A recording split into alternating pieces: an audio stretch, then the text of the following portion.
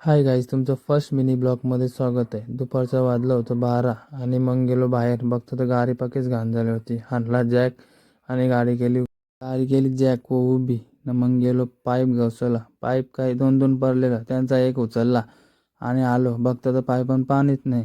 मग गेलो मोटर लावायला. मोटरची पिन घेतली आणि लावली स्विचमध्ये. कोणच्या नासक्याने पाईपाचा कॉकच बंद करून ठेवलेला. कॉक केलं चालू, मग बघा कसं प्रेशर आहे.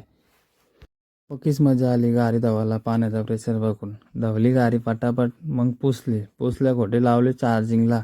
मग आली मम्मीने ठेवलेलं पाणी. मीनी पण आंघोळ नव्हती केली. रापारचं वाजलेलं 1. पटापट आंघोळ केली न झालो फ्रेश झालो न निघलो बाहेर निघल्या खोटे लागलं पोटांग गुरगुराला. गेलो बापूच्या दुकानात. पप्पू बसलेला हिसाब करत. कोणच्या उद्यारा राहिलेल्या काय माहिती. घेतली मॅगी ना अंडा.